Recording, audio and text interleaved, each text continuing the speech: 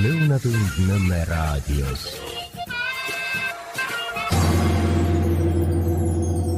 Douglas MacGregor. Iisraelil ei õnnestu ilma Ameerika Ühendriikide abita Iraani hävitada. Järgnevas intervjuus selgitab Ameerika erukolonel Douglas MacGregor, kuidas Iisraeli eesmärk hävitada Iraan saaks teostuda üksnes juhul, kui Iraani vastaste rünnakutega liituksid ka Ameerika Ühendriigid. MacGregori sõnul on USA võimuaparaat tänaseks Iisraeli kontrolli all, ent vaatamata sellele kukub Iraani vastane operatsioon läbi, kui Iisrael ei lase käiku tuumarelva, mis tooks kaasa globaalse ulatusega katastroofi. Mario Nafal. Kolonel MacGregor, mis praegu Iraani ja Iisraeli vahel toimub? Kas olukord läheb teie hinnangul veelgi hullemaks? Kas siit võib välja kasvada laiem Lähis-Ida sõda? Milliseid vastusamme võib Iraan astuda ja kui kaugele on Iisrael oma rünnakutega valmis minema? Douglas MacGregor. Edasine stsenaarium sõltub suurel määral Ameerika Ühendriikidest ja Washingtonis langetatavatest otsustest. Olen kindel, et iisraellased on praeguseks jõudnud järeldusele, et nad ei suuda oma eesmärke saavutada.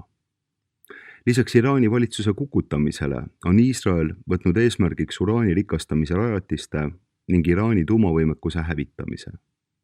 Ilma USA sekkumiseta ei ole need eesmärgid, aga Iisraeli jaoks saavutatavad.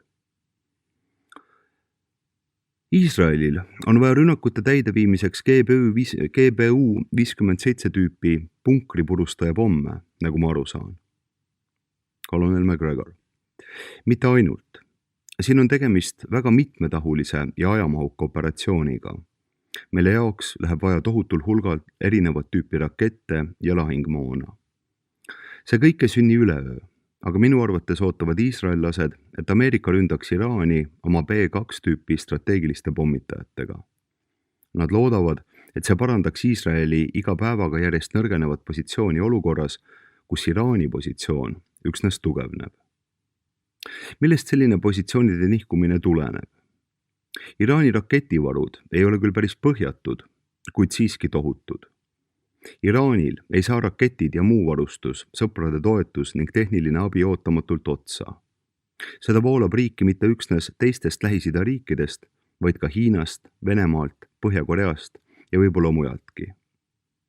Iga päevaga astub üha rohkem riike Iraani kaitseks välja ning algsest psühholoogilisest toest saab aja jooksul materiaalne abi. Samal ajal jääb Iisrael üha isoleeritumaks ega suuda rünnakutega üksi toime tulla. Sõjas on tavapraktikaks, et iga kord, kui keegi sinu alale raketi saadab, tulistad sina 2 või 3 õhutõrjeraketti vastu. Sedasi saavad püüdurraketid aga üsna kiirelt otsa. Tasub meeles pidada, et Iisrael on territoriaalselt väiksem kui New Jersey osariik, samas kui Iraan oma rohkem kui 90 miljoni elanikuga on umbes sama suur kui kogu Lääne-Euroopa kokku. Mõistagi on Iisraelil võimalik iraanlaste elu kibedaks teha, neile ohtralt kannatusi põhjustada ning kahjustusi tekitada. Ja kui Iisrael otsustab selle sõja võitmise nimel oma tuumarelva käiku lasta, siis läheb olukord tõesti väga ohtlikuks. Sellisel juhul oleksin üllatunud, kui Teheran samuti tuumarelvi ei omandaks. Mario Nafal. Peatume lähemalt ka Iraani vastulöögil Iisraelile. USA mereväe eruluure ohvitser Scott Ritter ütles hiljutises intervjuus, et Iraanil on otsustavaks vastulöögiks vaja teostada mitu rünnakute lainet ning kuid minu meelest leidis aset ainult 3 või 4 lainet ligikaudu 200 raketiga. Kas teie ootasite suuremat vastulööki? Ning kas Iraani käik oli teie hinnangul pigem sümboolne vastus Iisraelile või võib seda lugeda ulatuslikuks vastulöögiks? Milliseid edasisi samme võib Iraanilt lähiajal oodata? Douglas MacGregor. Arvan, et rünnakud intensiivistuvad. Väljalastud rakettide hulk suureneb ning tekitatakse oluliselt raskemaid kahjustusi. Iisraellastel õnnestus tõesti mõneks ajaks Iraani sõjalist käsuliini ja juhtimist häirida ning vähemalt osaliselt õnnestus neil kahjustada Iraani õhukaitsesüsteemi. Selles osas oli Iisraeli esialgne rünnak esimesed 24 tundi edukas. Paraku said iisraellased üllatuse osaliseks ja ausalt öeldes üllatas see ka mind, kui iraanlased niivõrd kiirelt ootamatust rünnakust taastusid. Iraani taastumine ning tema võimu ja mõjuulatuse kasv jätkuvad aga kogu aeg. Seetõttu ma eeldan, et näeme tulevikus rängemaid rünnakuid, kui siiani näinud oleme. Mario Nafal. Seega teie hinnangul ei ole see sõda Iraani oluliselt nõrgestanud või leiate pigem, et nad on küll nõrgemaks jäänud, kuid taastuvad lähiajal suhteliselt kiiresti. Douglas McGregor. Muidugi jäi Iraan nõrgemaks, kuid mida tähendab oluliselt nõrgemaks? Reaalsus on selline, et Lääne-Euroopa suurusel Iraanil on 90 miljonit elanikku ning tuhandeid ja tuhandeid rakette. Kuidas on võimalik sellist riiki nõrgestada? Seda saab küll ajutiselt häirida ja lühikeseks ajaks alla suruda, kuid kui tuumarünnaku võimalus kõrvale jätta, kuigi möönan, et ka see ei ole enam päriselt välistatud, siis on Iraan absoluutselt purustamatu. Mario Nafal. Te olete juba teine inimene, kellega olen vestelnud, kes on maininud Iisraeli tuumarelva. Kas teie hinnangul on tuumarelva kasutamine realistlik? Kas see on üldse kaalumisel? Iisraelil paistab selles sõjas olevat mõningane edumaa Iraani ees, neil on ülekaal õhujõududes ning nad on mõrvanud mitmed Iraani võtmetähtsusega sõjaväejuhid. Ütlesite eelmisel kohtumisel täpselt sama ka Hezbollahi kohta, kes on omale uued juhid võtnud. Millistes tingimustes Iisrael teie arvates kaaluks tuumarelva kasutamist Iraani vastu ja kas USA aktsepteeriks seda? Kas Ameerika Ühendriigid nõuavad, et Iisrael peab oma tuumarelva kasutamiseks nende luba küsima? Douglas McGregor. Siin on 2 küsimust. Üks puudutab Iisraeli ja teine Ameerika Ühendriike. Iisrael on ajalooliselt alati mingil moel teada andnud, et neil on tuumarelv ja et nad on valmis seda kasutama. Üks põhjus, miks egiptlased 1973. aastal Suessi kanali ületanuna ja idakaldal kaitseliini sisse seadnuna kaugemale itta ei tunginud, oli asjaolu, et president Muhammad Anwar Sadat sai aru, et iisraellastel on tuumarelv ja ütles, et kui nad püüavad Siinaisse tungida, siis võib eeldada, et Iisrael kasutab tuumarelva ka nende vastu. Isegi tänapäeval kardavad Iisraeli piiri ääres elavad egiptlased iisraellastele otsest väljakutset esitada, seda mitte seetõttu, et nad ei saaks sellega sõjaliselt hakkama, mida nad saaksid, kuid tulenevalt asjaolust, et Iisrael on aastaid Egiptust ähvardanud, et Iisrael hävitab soovi korral tuumarelvaga Assuani paisu Niilusel, mis tähendaks kogu Egiptusele katastroofi. Lähis-Ida elanikel on tänaseks täiesti küllalt Iisraeli türanniast ning nad vaatavad imetlusega, kuidas ilma tuumarelvata Iraan tuumarelvastusega Iisraelile vastu hakkab. Muidugi on Iraan nii rahvastiku kui maa-ala poolest piisavalt suur ja saab seetõttu seda vastupanu endale lubada. Kuid usun, et aja jooksul tulevad kõik Lähis-Ida riigid nendega kaasa. Põhiküsimus peitub selles, kas iisraellased kasutaks tuumarelva. Arvan, et olukorras, kus Iisraeli positsioon üha nõrgeneb ja Iraani positsioon rahvusvahelisel areenil aina tugevneb ning Iraani vasturünnakute tekitatud kahjustused Iisraelis suurenevad, võivad iisraellased teatada, et nad on valmis kasutama tuumarelva. Muuhulgas on Iisrael valmis kasutama tuumarünnaku ähvardust väljapressimise argumendina Ameerika Ühendriikide suunal. Mario Nafal.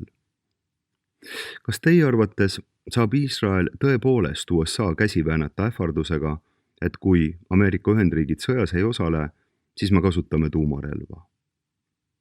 Douglas McGregor. See on võimalik, eriti Iisraeli positsiooni nõrgenedes. Iisrael on praegu kohutavas olukorras. Ta ei suuda oma kaotusi tasa teha. Nagu ma juba mainisin, on Iisrael Iraaniga võrreldes vaid postmargi suurune. Ma ei usu, et Iisrael astuks neid samme, mida ta praegu astub, kui ta ei oleks kindel oma kontrollis Valge Maja ja Ameerika Ühendriikide kongressi üle. Iisraellased usuvad, et nad kontrollivad president Trumpi, kes on valmis Ameerika Iisraeli eest sõtta viima niipea, kui talle öeldakse, et tegemist on Iisraeli jaoks eksistentsiaalse sõjaga. Kas see sedasi saab ka olema, seda ma ei oska hetkel prognoosida. Kuid mida ma tean, on see, et enamus Washingtoni valitsuse ringkondi on selles veendunud. Trump peab mõistma, et kui USA otseselt Iraani vastasesse sõtta sekkub, siis tekib ka paljudel teistel riikidel, eelkõige aga Lähis-Ida riikidel, Venemaal ja Hiinal, ületamatu kiusatus samuti konflikti sekkuda. Maailma riigid vaatavad praegu Iraani kallal teostatavat ning arutlevad umbes järgnevalt.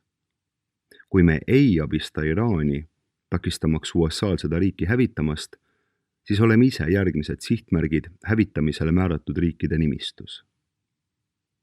Tasub meeles pidada, et antud programm on Venemaa vastu juba käiku lastud. New Yorgi ja Londoni pankade niiditõmbajad, kes tahtsid Venemaal kanda kinnitada, venelaste varad omastada, nende riigi hävitada ja kolmanda maailma riikideks tükeldada, on oma projektis läbi kukkunud. Venelased on tänaseks taastunud ning tugevamad kui kunagi varem. Muuhulgas teavad venelased hästi, et pangandus- ja finantssektoris Londonis, Washingtonis ja New Yorgis leidub inimesi, kes soovivad omandada kontrolli Lähis-Ida naftaväljade üle. Washingtoni, New Yorgi ja Londoni niiditõmbajad on settinud sihtmärgiks kontrolli saavutamise Lähis-Ida nafta- ja gaasimaardlate üle, mis oleks saavutatav, kui Iraan õnnestuks hävitada, mis painutab ka kõik teised riigid nende ülemvõimu alla. Projekti kaugemaks tagajärjeks on aga Iraani hävitamise kaudu saavutatud Lähis-Ida ülese ülemvõimu läbi omandatav kontroll Hiina üle, mis on tugevasti sõltuv Lähis-Ida energiakandjate tarnetest. Ameerika Ühendriikide jaoks ei mängigi Lähis-Ida nafta ja gaas vahetult majanduslikult eriti suurt rolli, kuid ülejäänud maailma ja eriti Hiina jaoks on need ressursid endiselt ülimalt olulised.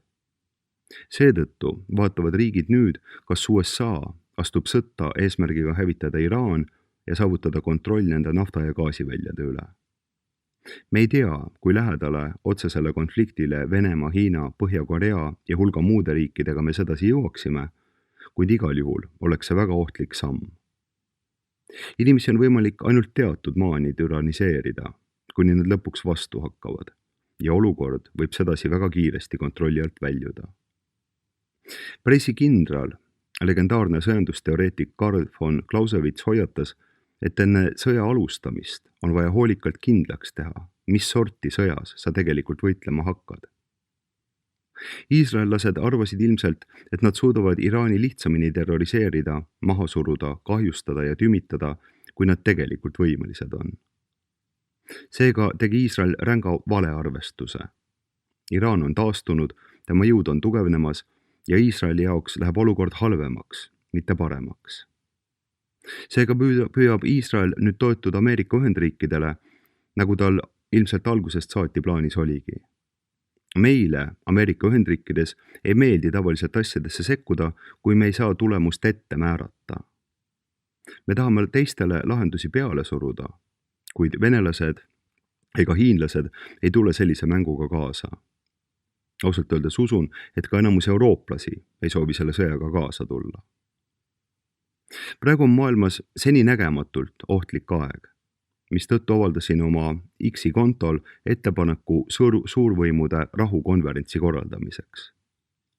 Meil on vaja, et Ameerika Ühendriigid istuks suurvõimudega nagu Venemaa, Hiina, India ja Brasiilia ühise laua taha ning aitaks olukorra lahendamist vahendada.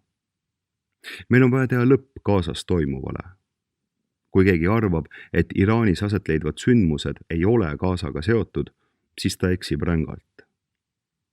Iisraeli hoolimatus inimelude suhtes, tema valmidus mõrvata ja näljutada miljoneid inimesi surnuks, on nüüdseks kogu maailma silmsiks saanud. See on tehtud nähtavaks kõigile, olles varjatud vaid Ameerika elanikkonna silmade eest.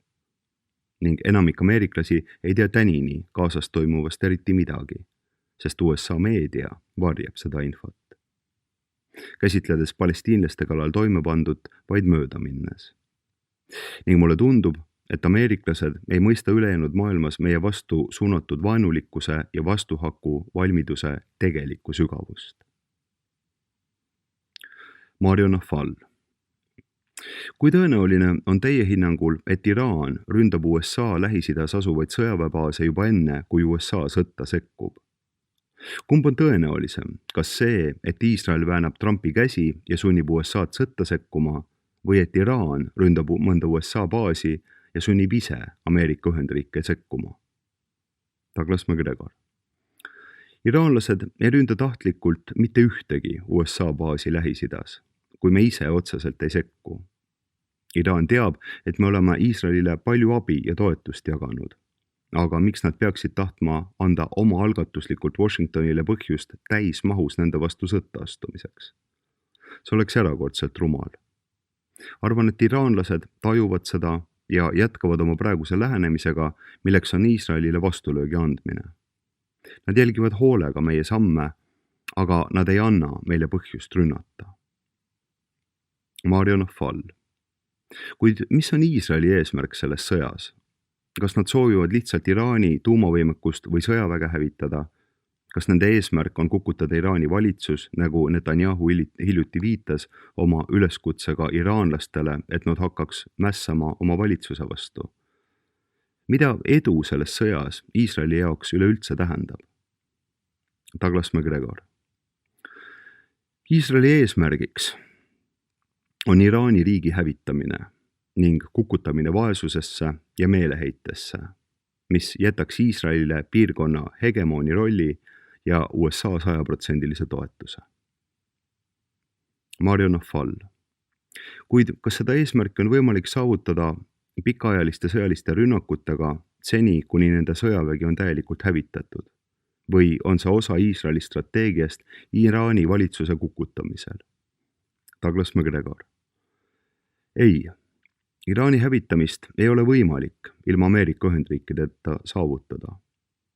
Iisraelil ei ole vähimatki võimalust Iraani põrmustada juhul, kui ta ei kasuta tuumarelva. Ja kui ta kasutab tuumarelva, siis riskib ta enda vastu suunatud tuumarelvadega, mis võivad pärineda erinevatest tuumarelva omavatest riikidest. Ma loodan, et iisraellased saavad sellest aru ja seetõttu hoiduvad sellest sammust. Adrian Bachmanni kommentaar. Douglas McGregori intervjuus leidub nagu tavapäraselt palju informatiivset ning silmaringi avardavat. Erukoloneli silmaring ning rahvusvaheliste jõuvahekordade suure pildi mõistmine on erakordne. Kuigi antud usutluses on mitmeid momente, mis võimaldavad ning väärivad detailsemat lahtimõtestamist, on kogu teema reaalsus võetud teatud mõttes kokku ühes intervjuu fragmendis. Fragmendis, mis puudutab Iisraeli kontrolli Ameerika Ühendriikide poliitilise võimumasina üle.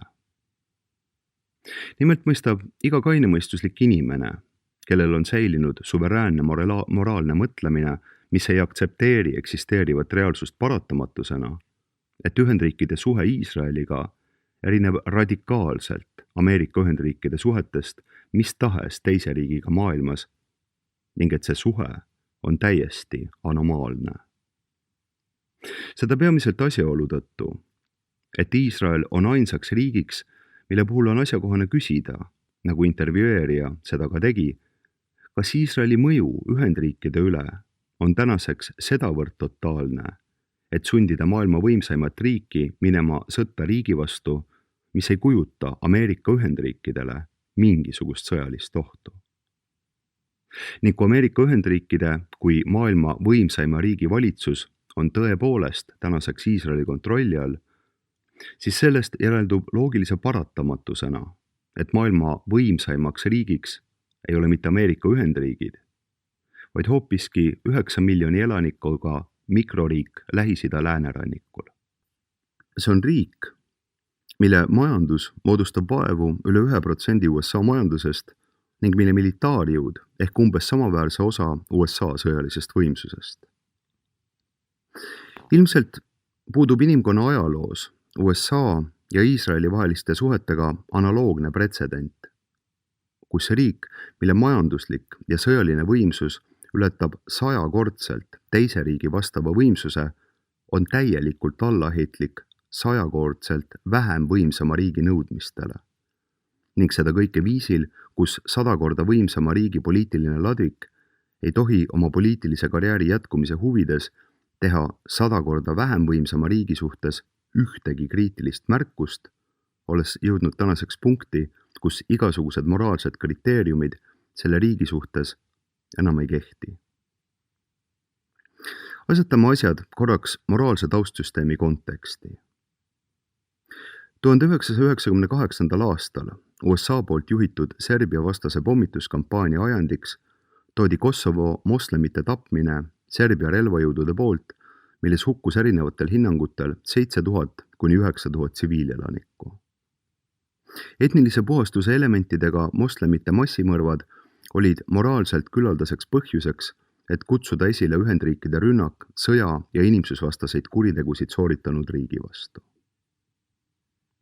2025. aasta maiks olid Iisraeli relvajõud alates 2023. aasta oktoobrist tapnud Gazas aga 51 266 tsiviilelanikku ning nendest 15 600 lapsed.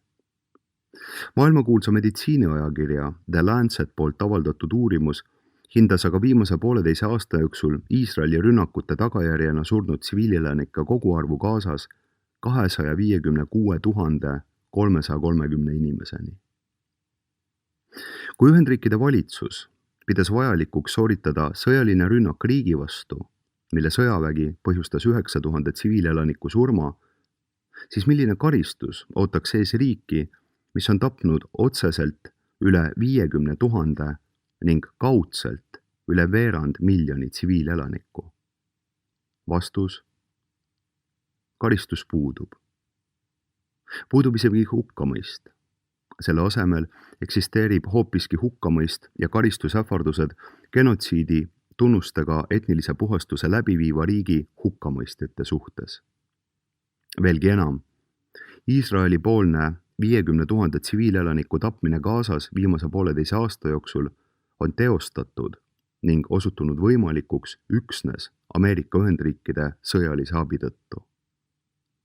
Ameerika Ühendriikide poolt Iisraelile tarnitud pommide kumulatiivne lõhkevõimsus, mis on tänaseks tapnud üle 200 000 Palestiina tsiviilisiku, ületab spetsialistide hinnangul Hiroshimale heidetud tuumapommi võimsuse 5-kordselt.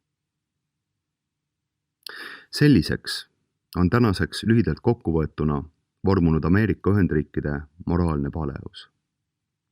Selliseks on kasvanud Iisraeli kontroll Ameerika Ühendriikide riigiaparaadi üle. Ning selline on reaalsus, mis muutub päev-päevalt aina läbipaistvamaks ka kogu inimkonna silme ees, olles samas olematuks vaikitud lääne massimeedia ning poliitilise eliidi poolt. Hullunud ühiskonna aluspõhjus peitub maniakaalses reaalsuse eitamises. Charles Hugh Smith. Eitus on üks elu muutumatutest ja universaalsetest konstantidest.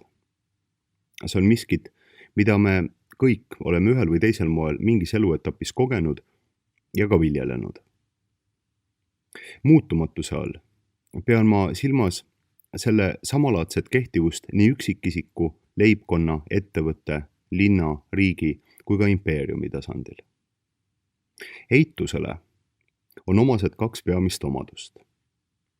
Esiteks, mida tõsisem ja olulisemate tagajärgedega on probleem, seda kangekaelsemalt me selle olemasolu eitame.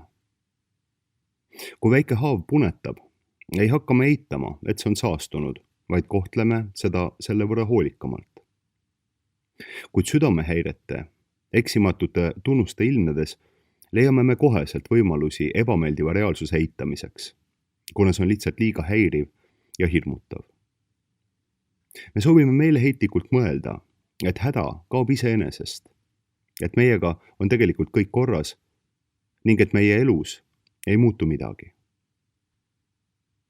Teiseks, meie eituse kramplikkus tuleneb alateadlikult mõistmisest, et kui me laseme kas või väikseimalgi kahtlusel oma eituse tammist läbi murda, variseb kogu meie maailmanägemuse vundament kokku. Eitamise jõud tuleneb barjääri läbitungimatusest, mis blokeerib hoiatusmärke, mis annavad meile teada, et kõik pole hästi.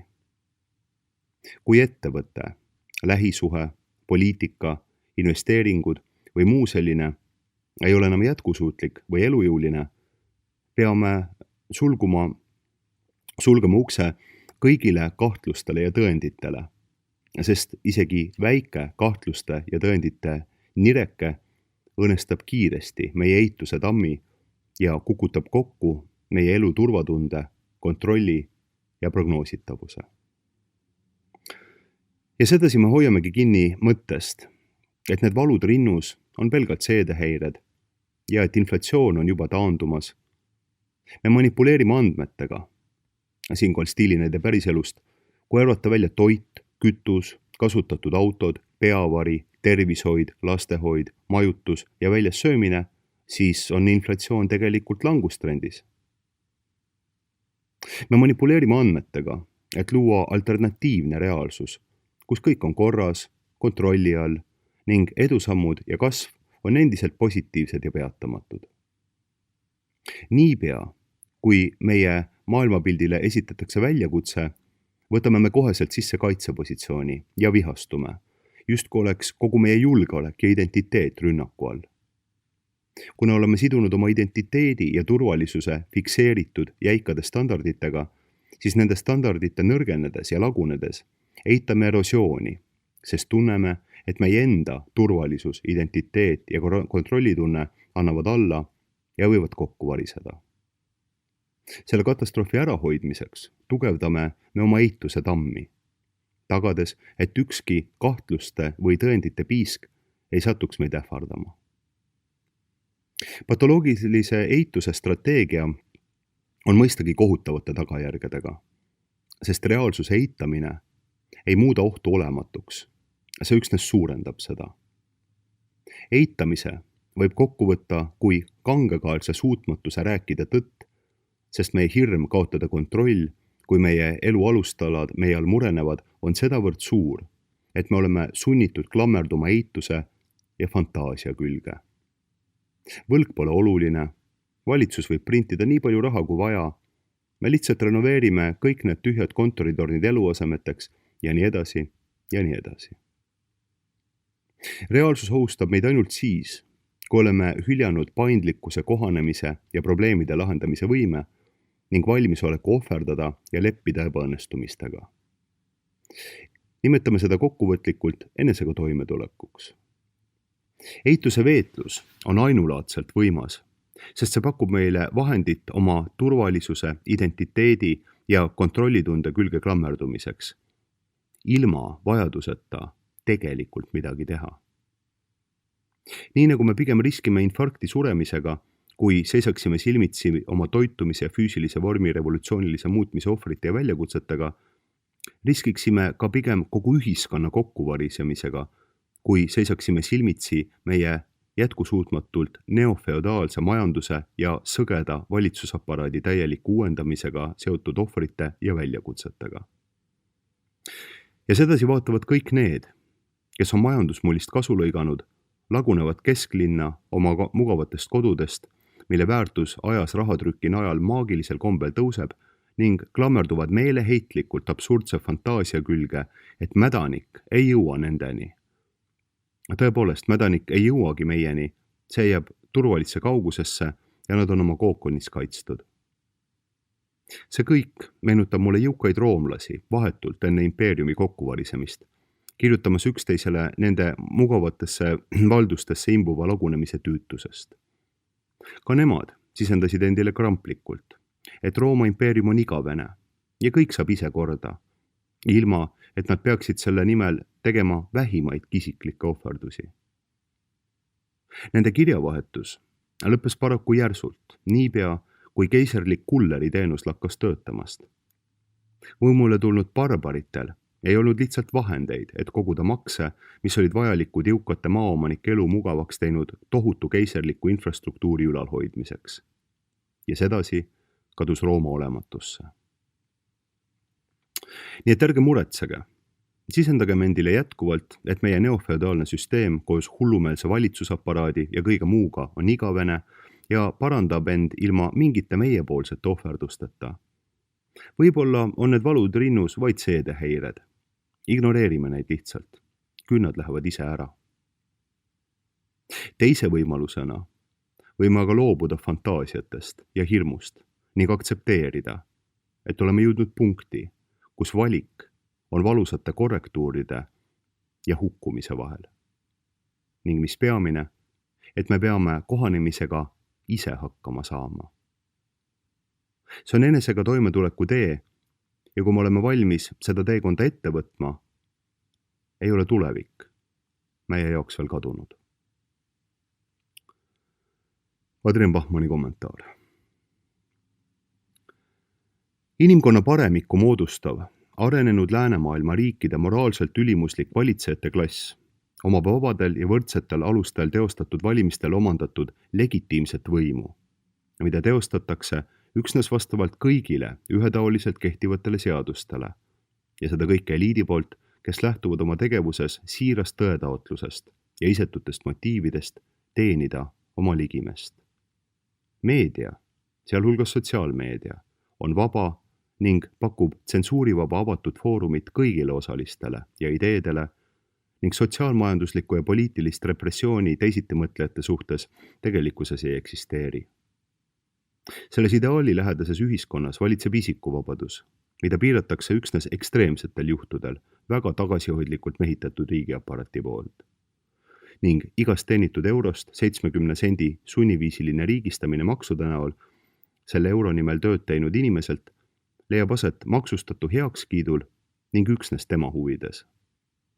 Inimesed on õnnelikud ning teadlikud, et nad on õnnelikumad, kui nad kunagi varem on olnud. Inimesed on tänulikud nendele, kes käskude, keeldude, maksude ja karistuste abil selle õnne nendele võimalikuks on teinud. Kõlab kaunilt või sõgedalt. Või äkki hoopiski massimeedias tiražeeritud ainulubatava arusaamana sellest, kuidas ühiskond toimib. Maniakaalse eituse tase ühiskonnas näitab paratamatult selle ühiskonna vaimset ja moraalset tervist. Ühiskond, mis on täiesti valedest läbi imbunud, on paratamatult läbi imbunud ka patoloogilistest tõeeitusest, mis kogu skisofreenilist ning ultimatiivselt hirmule ja vägivallale üles ehitatud süsteemi üleval hoiab. Selline ühiskond on ühiskonnaks, mis kollapseerub oma lõpufaasis hämmastava kiirusega, kuna mõistuse kaotanud elanikkonna põhimass ei suuda vastuolude koorma lägades teatud punktis täielikult ideologiseeritud hirmuõhkkonnas enam mingisugust ausat kommunikatsiooni viljeleda, samas kui kainemõistuslikkuse säilitanud inimesed tõmbuvad haigest ühiskonnast siseeksiili ning ootavad taas ühiskonna täisfunktsionaalseks liikmeks saamiseks totaalse kollapsijärgse epohhi saabumist.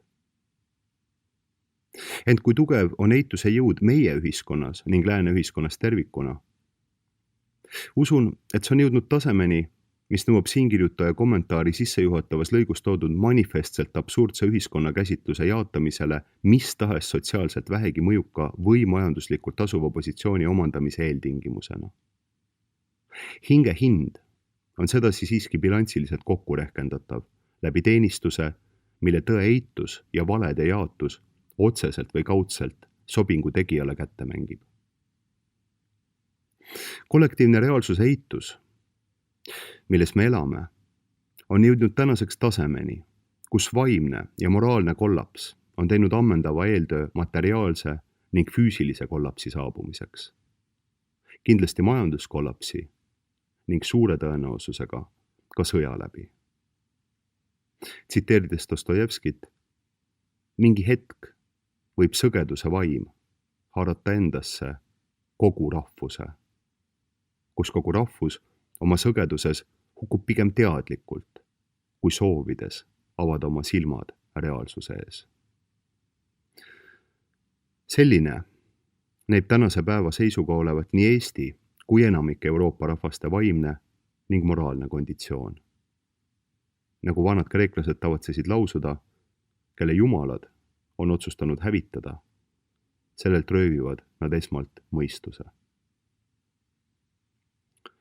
Makroskoop saab ilmuda üksnes oma lugejate ja kuulajate toel. Juhul kui ka sina oled huvitatud Makroskoobi edasisest ilmumisest, saad teha selleks omale jõukohase annetuse käesoleva loo lõpus toodud rekvisiitidel. Tänan tähelepanu ja abi eest. Meid ümbritsevad valed, mida ei usu enam keegi. Keskkonnas The Burning Platform avaldatud mõtiskluses arutleb autor selle üle, kuidas käärid tõe, inimeste tõe tunnetuse ning ametlike kohustuslike valede vahel on kärisenud punktini, kus üha suurem osa elanikkonnast on sunnitud elama psühholoogilise stressi ning hirmu õhkkonnas. Inimesed tunnetavad üha enam, et sedasi edasi ei ole enam elada võimalik. Juhtusin mõned päevad tagasi raadiost kuulama legendaarse Leonard Coheni kuldvarasse kuuluvat lugu Everybody Knows. Tegelikult teavad ju kõik. Vanameistri laulu sõnad visandavad poeetilises laadis, ent ülima tõetruudusega visiooni košmaarist, kuhu maailm on tänaseks jõudnud.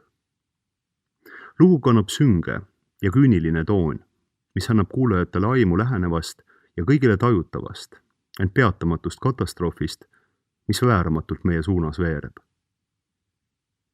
Cohen kirjutas loo 1987. aastal, võttes sellest suurepäraselt kokku ühiskonnateoorias tuntud niinimetatud kolmanda pöörde lahtihargnemise meeleolu, kus ahnus, nartsissism, usalduse kokkuvarisemine ning ühiskonna killustumine omade ja mitteomade vahel loob eeldused neljanda pöörde kriisiks, mis toob 2032. aastaks kaasa finantskrahhi, sõja ja vägivaldse ning verise kulminatsiooni dekadentsispiraalile.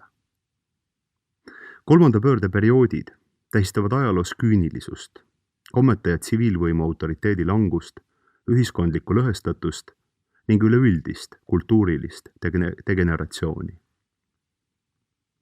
Cohen kirjutas laulu Everybody Knows samal ajal, kui Oliver Stone'i film Wall Street esilinastus, peegeldades rahva seas levinud ahnus on hea mentaliteeti. 1980. keskel finantsmaailmas toimunud omade poiste korruptiivsete siseringi tehingutega seotud skandaalid andsid headele poistele teada, et pahad poisid on kogu süsteemi manipuleerinud ja seejuures alati võitjaks jäänud. Ronald Reagani Ameerikas tõuseb taaskord päike poliitilise kampaaniaga alanud presidentuuri esialgne entusiasm oli Ühendriikides selleks ajaks haihtunud skandaalide, täitmata jäänud lubaduste ja kosmoseprogrammi katastroofi taustal. 1986. aasta börsikrahh oli kõigutanud töölisklassi usaldust, samas kui Föderaalreservi juht Alan Greenspan tõestas teda omavate pankurite päästmisega, et süsteem töötab meie vastu. Kuid see oli ka ajastu, mil süsteemi korruptsioon ei olnud endiselt laialdaselt teadvustatud. Enamus inimesi ei teadnud veel toona, et head, see tähendab teie ja mina, olid sõja juba kaotanud.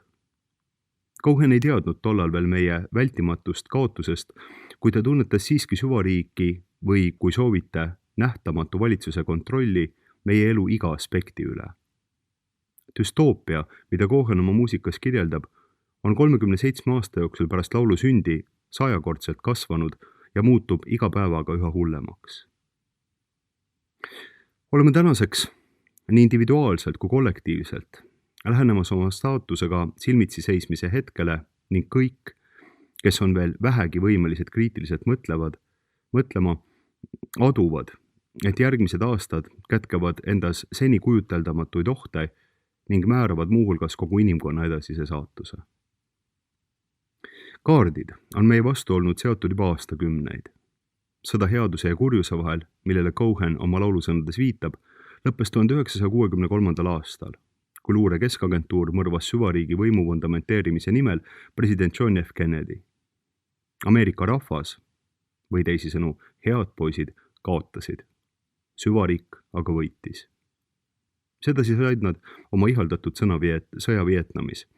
Nad said oma tsentraliseeritud aparaadiga heaoluriigi. Nad said kullast lahti seotud valuuta ja seeläbi rohelise tule lõputute võlgade loomiseks. Süvariik on 6 aastakümne jooksul süvendanud oma võimu ja kontrolli meie elu kõikide aspektide üle. Nad on kasutanud iga kriisi, mille nad on ise valla päästnud, et hävitada üha rohkem inimeste vabadusi, õigusi ja jõukust. Lisaks lõpututele üle maailma algatatud sõdadele, mis peavad tooma kasu USA hiiglaslikule sõjatööstuskompleksile, on sõjad vaesuse, narkootikumide, terrorismi, süsihappegaasi ja COVIDi vastu üksnes võimureid ja nende käsilasi rikkamaks teinud, samal ajal süvendades nähtusi, mille vastu ka need sõjad välja kuulutati. Ükski nimetatud sõdadest, olgu siis narkootikumide, vaesuse, terrorismi, kliimamuutuste või COVIDi vastu, ei ole olnud mõeldud võitmiseks, vaid masside hirmus ja teadmatuses hoidmises, mis muudab elanikkonna kontrollimise üha lihtsamaks. Kuigi ignorantsete masside tähelepanu hajutatakse elektrooniliste lelude ja vidinatega pidevalt, samal ajal kui süvariigi isandate nimel tegutsev režiimimeedia teeb lakkamatult propagandat ning levitab valeinfot, saavad inimesed tänaseks ometi aru, et midagi on totaalselt valesti. Inimesed kogu maailmas kogevad üha enam tohutut kognitiivset dissonantsi, sest institutsioonid, mida nad peaksid usaldama, ehk siis valitsus, meedia, rahandusasutused, akadeemilised ringkonnad, meditsiin, luuletavad neile lugusid, mille kohaselt majandusel läheb suurepäraselt, inflatsioon on ainult 3% juures, valgete ülemvõim on kõige suurem ühiskondlik probleem, avatud piirid on kasulikud, vaktsiinid on ohutud ja tõhusad, USA dementse marionettpresidendi mõistus on, tsiteerides Suurbritannia peaministrit, terav kui pliiats ja Trumpi atentaadi katse algas ja lõppes luuserist 20-aastase nooruki sõgedas peas. Isegi massid teavad juba tänaseks, et kõik meile sisendatud narratiivid on tõestatavalt absurdsed valed, mis tekitab inimestes üha kasvavat mentaalset stressi. Kõik aimavad ka seda, et midagi kohutavat on peagi aset leidmas, kuid ei suuda aimata, millal. Ainus inimestele lubatud valik on teeselda, et kõik on hästi, sest teised nende ümber vaatavad iseseisvale mõtlemisele ja valitseva narratiivi kahtluse alla seadmisele hukkamõistuga. Ning seetõttu jätkavad nad sõrmed ristis täringu veeretamist. Sotsioloogiline protsess peegeldub muuhulgas näiteks spordikihlvedude hulga astronoomilises kasvus viimase 10 jooksul, sest majanduslik meeleheide suurendab riskide võtmise isu.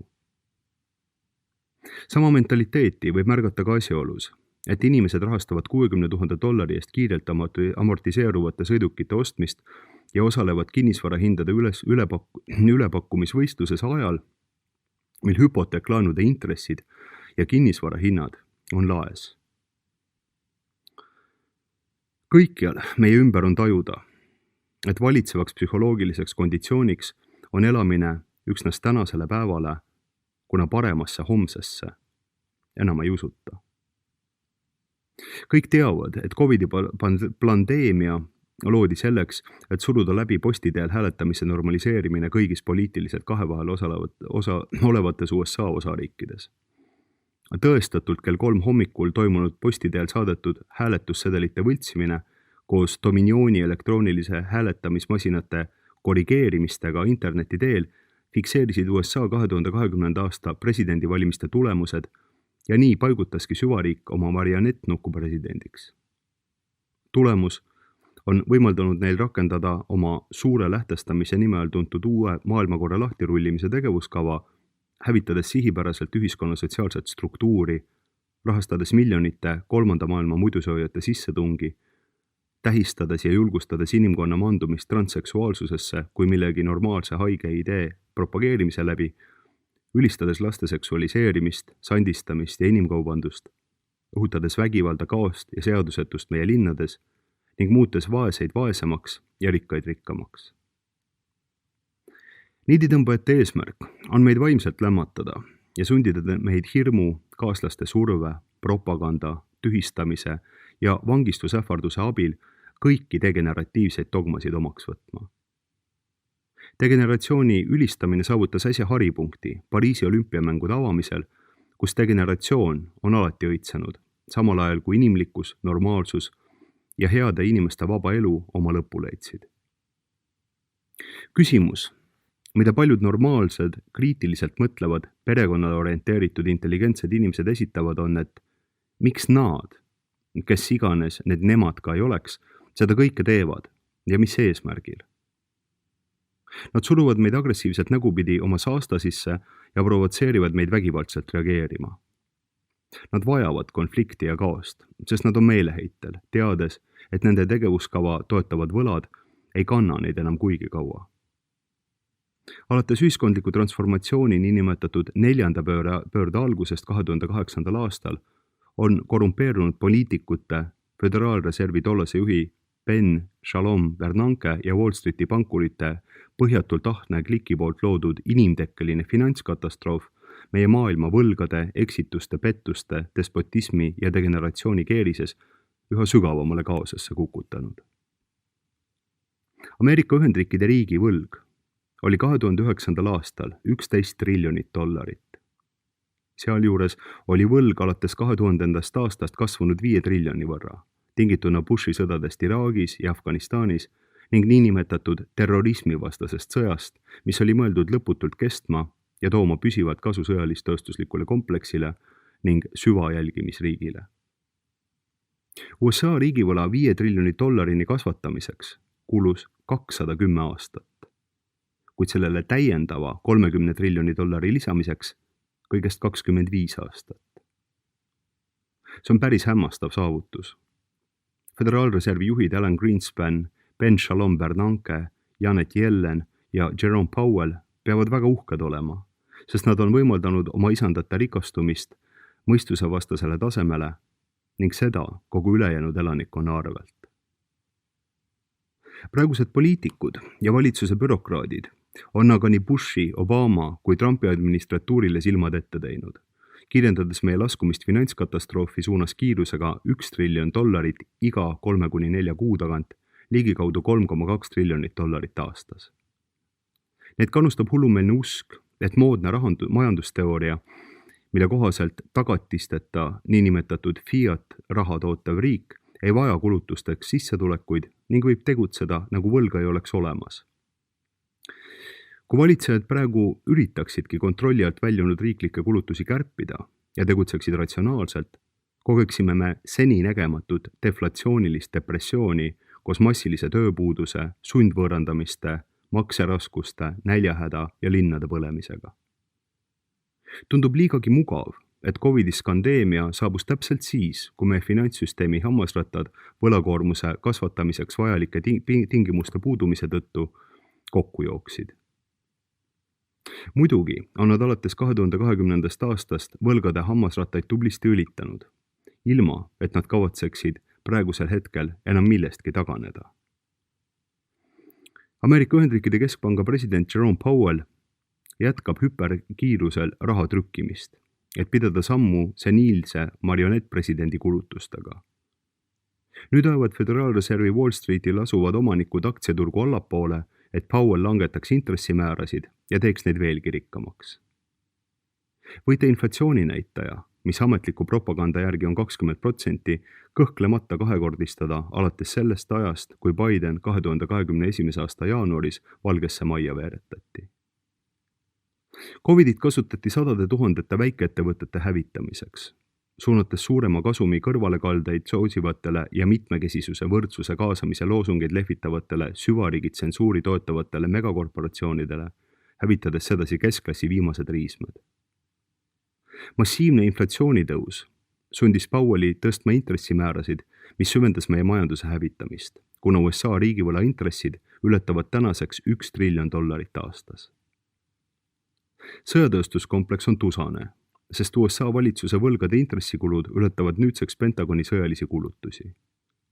Nad nõuavad neile eraldatava eelarve 25% suurendamist, et valmistuda 3. maailmasõjaks, mida Bideni administratsioon palehigis üritab esile kutsuda. Esitage endale küsimus.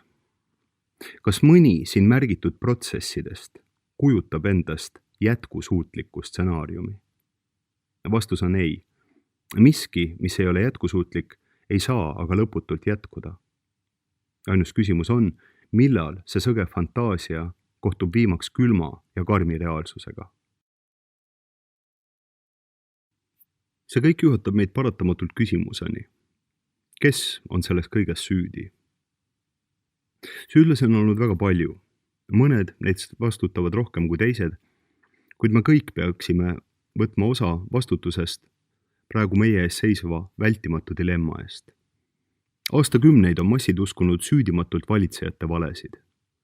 Me elasime oma igapäevaelu, lubades õelate psühhopaatide kaadril tühistada meie õigusi ja vabadusi, rakendada totalitaarset jälitamispoliitikat, hävitada aeglaselt ja salakavalalt meie elatustaset ja muuta meie majandussüsteemi korporatiivfašistlikuks röövimismasinaks, kus domineerivad suurpangad, farmakoloogiatööstus, sõjatööstuskompleks, haigekassa ja tehnoloogiahiiud.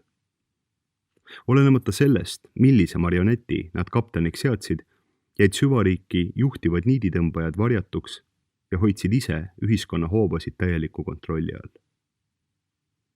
Meie laev lekib aga nüüd väga kiiresti. Võimu omavad isikud on meile valetanud nii kaua, kui ma mäletan, sest nad teavad, et kogu meie süsteem põhineb valedel ja on tuumani mäda. Kui te olete üldse millelegi tähelepanu pööranud, siis teate kindlalt, et see kõik lõpeb katastroofiga. Probleem aga selles seisnebki, et kuni tänaseni olid niivõrd vähesed inimesed asjade seisule tähelepanu pööranud. Massid võistlevad sotsiaalmeedia platvormidel meeldimiste pärast ning neid õpetatakse valitsuse indoktrinatsioonikeskustes, teisisõnu riiklikes koolides, pigem tundma kui mõtlema. Neile sisendatakse teleri kaudu, mida nad peavad uskuma, ja neid innustatakse kasutama võlga kõigeks, mida iganes nad ka ihaldavad. Minul isiklikult on 4. pöörde algusest 2008. aastast alates olnud sisimas selline murtud tunne, nagu oleks mu koer surnud. Minu jõupingutused mõjutada piisaval hulgal inimesi, et muuta meie kurssi ja vältida jäämäge, mis uputab selle impeeriumi, on luhtunud. Arvan, et need jõupingutused olidki määratud 4. pöörde ajal ebaõnnestuma. Oleksin sama hästi võinud tegutseda selle nimel, et vältida talve saabumist. Oleme tänaseks jõudnud tagajärgede ajastusse ning peame olema valmis tegema kõik, mis meist veel sõltub, et meie lastel ja tulevatel põlvedel võiks olla elamisväärne tulevik. Meid juhatatakse aga massiivsesse verevalamisse. See on tänaseks päris selge. Palju süütuid inimesi saab surema. Selline on paraku sõja reaalsus, mis meile ette valmistatakse. Tegelikkuses oleme juba praegu sõjas meie tsivilisatsiooni tuleviku eest, sõltumata sellest, kas te tunnistate seda või mitte. Nad on püüdnud demoraliseerida kõiki hingelt häid inimesi, kes vaatamata kõigele moodustavad ikka veel enamus ameeriklastest, kulutades, et 1% ebanormaalseid degeneratiivseid uskumisi peaks seisma kõrgemal 99% normaalsetest, ratsionaalsetest, moraalsetest uskumustest. Kui me jätkuvalt lubame psühhopaatidest kurjategijatel dikteerida meie käekäiku oma suure lähtestamise ja suure ärastamise programmidega, kaotame kõik ja igaveseks. Raskete valikute aeg läheneb kiiresti. Ma palvetan, et piisavalt palju inimesi teeks õigeid valikuid, enne kui meile ette valmistatud tulevik teoks saab. Adrian Bachmanni kommentaar. Valedele rajatud ühiskonna iseloomulikuks tunnuseks on asjaolu, et valede üleval hoidmiseks peab võim kõikjal ja alati genereerima üha uusi valesid. Kuna ametlikud kohustuslikud valed on nii sisemise loogika kui inimeste poolt tajutud faktide valguses kooskõlatud, jõudes lõppastmes punkti, kus nad muutuvad täiesti absurdseks. Olles sisemiselt vastuolulised ning rajatud teada tõsiasjade teadlikule mahasalgamisele, vajavad ametlikud kohustuslikud valed vägivalla ähvardusele tuginevat hirmuõhkkonda, et nendele tuginev võimu ja jõukuse süsteem kokku ei variseks, ähvardades jätta ilma võimust ja varast need, kes oma hinge müümise hinnaga aina kurjemas süsteemis üha kõrgemale on turninud. Mida aeg edasi, seda absurdsemaks muutuvad mõistagi ka tõest tühjenenud ühiskonna valed. Mida absurdsemaks muutuvad kohustuslikud valed, seda õelamaks peab muutuma ka hirmuõhkkond ja seda käimas hoidev maniakaalselt võimu poole pürgiv inimtüüp. Petistest poliitikud, korrumpeerunud riigiametnikud, laimajatest ajakirjanikud, rikkuse riisumisest, mitte loomisest rikastunud magnaadid, ebaõigluse, mitte õigluse kaitsmisele pühendunud juristid. Hinge valedele müümise kõige tulusamad teed pakkuvaid rolle on mitmeid. Et nende kõikide tuumaks on kõikjal ja alati valede kaitsmine või miinimumprogrammina valede paljastamisest hoidumine. Vale on kurjuse metafüüsiliseks tuumaks. Siit ka põhjus, miks Kristus selgitab inimesele saatana olemust kui kurja vaimu, kes on olnud valetaja algusest, kelles ei olnud tõde üldse. Mida rohkem on ühiskond läbi imbunud valedest, seda enam on see läbi imbunud kurjusest. Kui kurjuse tase ühiskonnas on mõõdetav selles sisalduva valelikkuse tasemega, siis valelikkuse tase on omakorda mõõdetav selle läbi, kui palju on neid teemasid, millest on keelatud rääkida, ning kui kurjade ja alatute mehhanismidega valesid turvatakse. Tsensuur, laimamine, valesüüdistused, kulmineerudes lõppeks sotsiaalse ning ultimatiivselt füüsilise tühistamisega. Ülaltoodu silmaspidamine võimaldab meil, kui mitte mõõta, siis vähemasti tunnetada kurjuse taseme muutusi nii maailmas laiemalt kui Eestis viimaste aastakümnete jooksul. Ning aus vastus sellele küsimusele avab meile tõe ühe talumatust vaimsest ja moraalsest ruumist, mille me oleme tänaseks lasknud enda üle kehtestada oma enda südame arguse ja külmuse tõttu, olles ükskõiksed kõige kurja suhtes, mis meid endid ei puuduta. Sest ultimatiivselt on Leonhard Cohenil õigus. Sisimas, sügavalt sisimas teame me kõik tõde valedest, mis on röövinud meilt viimaste aastate jooksul rõõmu, lootuse ja vabaduse. Ainus, mis on kindel, on see, et jätkates samal kursil saab iga homme olema talumatum kui täna, kulmineerudes punktis, kus sõgeduse piirid ületanud valelikkus röövib meilt igasuguse homse, nii headel kui kurjadel. On viimane aeg leida endas kaotatud julgus, mis lubaks meil avalikult astuda valedele vastu, kuna see on ainsaks valikuks, mis suudab taastada rõõmsama, lootuse ja tõerikkama ning elamisväärsema elu. Makroskoop saab ilmuda üksnes oma lugejate ja kuulajate toel. Juhul kui sina oled huvitatud makroskoobi edasisest ilmumisest, saad teha selleks omale jõukohase annetuse käesoleva loo lõpus toodud rekvisiitidel. Tänan tähelepanu ja abi eest.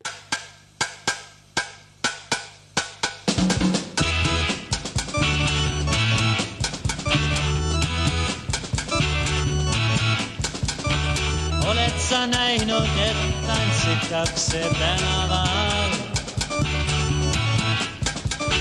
Suudelnud neidu, kes äkki nõnda armas sul?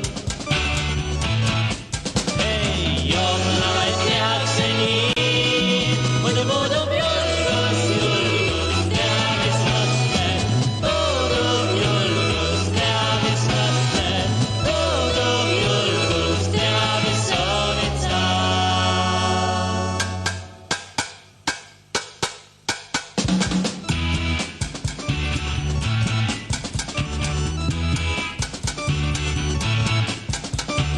Oled sa kuulnud, et avameelselt teistele räägime sellest, mis rasket rõhub